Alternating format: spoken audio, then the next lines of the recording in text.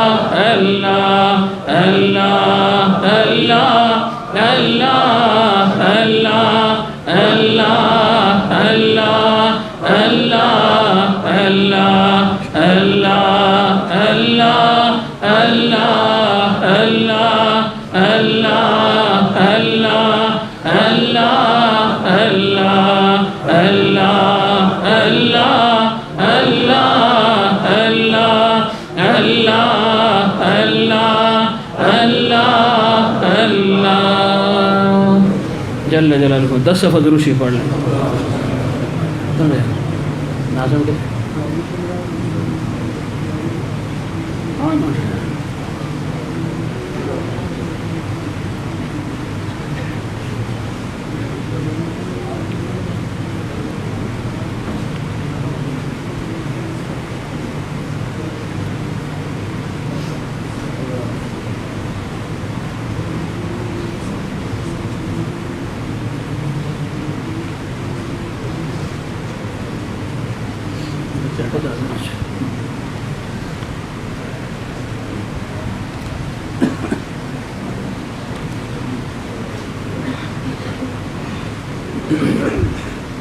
دونوں نکاح ہو جائیں اس کے بعد پھر چھوارے تقسیم کرنا ہے. ایسا پہلے نہیں تقسیم کرنا.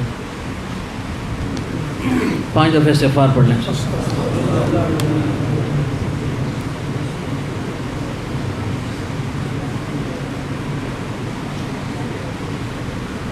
تین دفعہ سورہ اخلاص پڑھ لیں.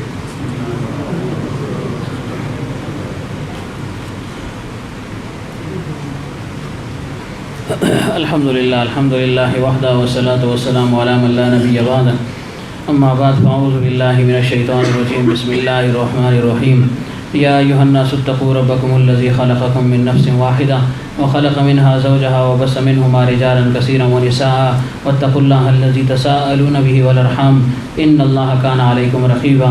يا أيها الذين آمنوا اتقوا الله وقولوا قولا سديدا يصلح لكم أعمالكم ويغفر لكم ذنوبكم ومن يطع الله ورسوله فقد فاز فوزا عظيما.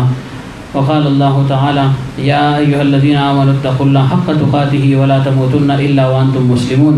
وقال عليه الصلاة والسلام النكاح من سنتي فمن رغب عن سنتي فليس مني. وقال النكاح من سنن المرسلين. وقال النكاح سنة. وقال النكاح نصف الإيمان أو كما قال عليه الصلاة والسلام. صدق اللہ العظیم.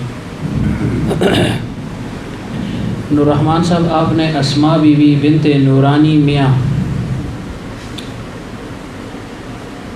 بعوض مکان پختہ کمرہ و جملہ لوازمات جس کی مالیت 4 لاکھ روپے ہے کے عوض میں محمد ذیشان ولد تاج محمد کے نفس کے لیے نکاح شرعی کے ساتھ دے دی.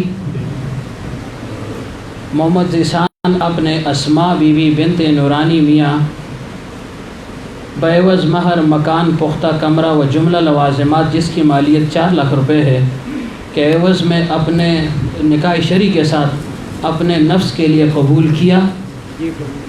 جزاک اللہ بارک اللہ.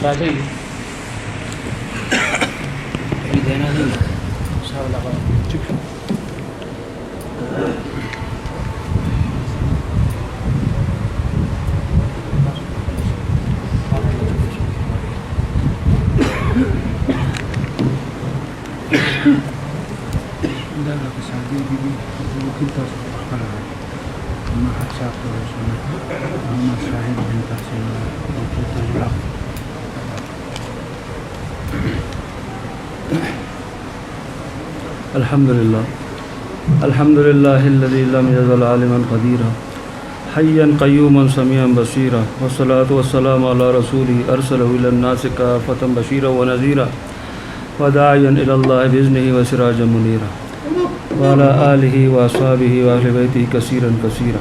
أما بعد فأعوذ بالله من الشيطان الرجيم. بسم الله الرحمن الرحيم.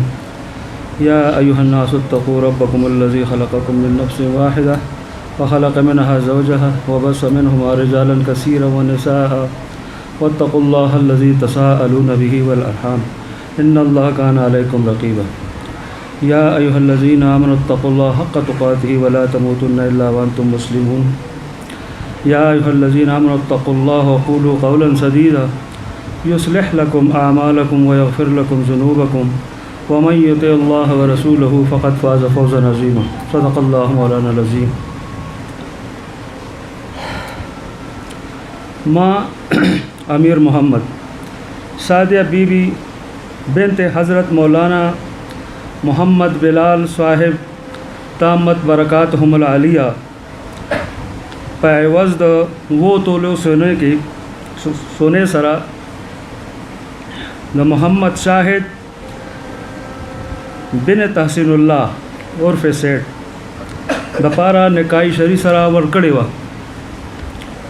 خطاج الحق صاحب تا سعدیہ بی بی بنت حضرت مولانا محمد بلال صاحب دامت برکاتہم د محمد شاهد بنت تحسین الله د نفس تبارا په عوض د وہ تولو سونو کې قبول کړی و. بارک الله.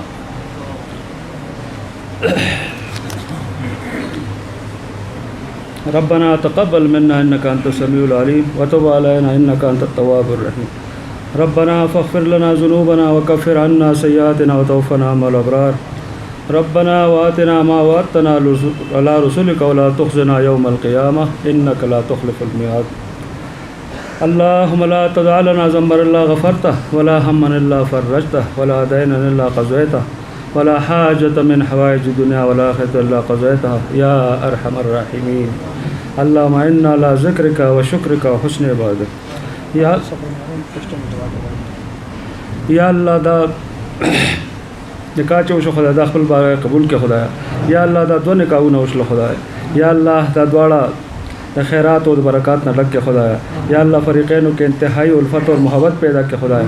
یا اللہ د ناچاقینا یا اللہ د بے اتفاقین پامن کے اوساته خدایا. یا اللہ دا دواړه رشتے د دنیا مثالی رشتے وګرځي خدایا. یا اللہ دا د نیک او د صالح اولاد او د سلسله د قائم کے. یا اللہ دا دواړه کورنۍ چې دي دا دواړه کورنۍ یا اللہ خپل دین عالیه د لپاره قبول کے خدایا. یا اللہ دا سے محبت تو کے قائم کو خدایا چې دنیا اور د حیران شي خدایا. یا اللہ تمنا راضی ش خدایا. یا اللہ دا حلقہ خپل بارگاہ قبول کے. یا اللہ دا فیوز اور برکات چې حضرت سے دادل تمنگلا قائم کر دی. یا اللہ دا قائم و دائم ساتھ خدایا. اللہ دے کی مزید برکات واچے خدایا. یا اللہ دا مرگریش دل ترازی خدایا. یا اللہ دو دنیاوی او اخروی حاجات چې سمره دی خدایا غول پورا کې خدایا. یا اللہ چا پړ کې چې سخت جای شری حاجت ته اللہ ته پورا کې خدایا. یا اللہ بے اولاد ته نیک او صالح اولاد ور کې خدایا. یا اللہ څوک چې د رزق په حلال په تلاش کې دی خدایا بے روزگار دی اللہ شاندار روزگار ورته ور کې خدایا. یا اللہ رزق حلال زموږ ټول وسی کې خدایا. یا اللہ دې محفل کې چې څوک سخت قسمه جای شری حاجت پړ کې لري اللہ ظاهري کې نه ظاهري. یا اللہ ته خپل د غیبی خزانو پورا کې خدایا. یا اللہ مونږ ته نسو غاړو موږ خو ناراضي خدایا. مونږ ته خپل حاجتونه په خپل هم نه پورا میلاو خدایا معلوم. یا اللہ تا ته زموږ حاجتونه معلوم دی خدایا. اللہ که مونږ له غوښتل نه راځي نو تعالی خو ورکول راځي. الله مونږ انسانان یو سیاکار یو بدکار یو. یا الله ګناهګار یو. یا الله خو ستا دی ولی په حکم باندې دلته راجمع شو. یا الله غو مونږ له دا باغ او بهار ژوند چې دلته جوړ کړل دی. یا الله دا خپل بارګاه قبول کړي. یا الله مونږ دغه په نقش قدم باندې چلے خدایا.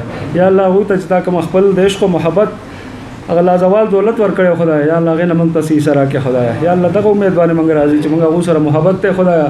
یا الله غو سره دنیا کې مونږ په وستو منسلک ور سره. یا الله مونږ تر اخري سا پورې دې سره منسلک وساته خدایا. او یا الله کله چې د دنیا نه وخت د تلو وخت راشي یا الله کامل ایمان سره زمونږ خاتمه وکي. یا الله پر ورځ د قیامت خپل اسلاف سره خپل مور او پلار سره خپل خوب پیر او مرشد سره د نبی علیه الصلاۃ والسلام د جنډې لاندې مونږ را پاسه خدایا. وصلی الله تعالی علی خیر خلقه محمد و علی و صحابه اجمعین برحمتک یا ارحم الراحمین.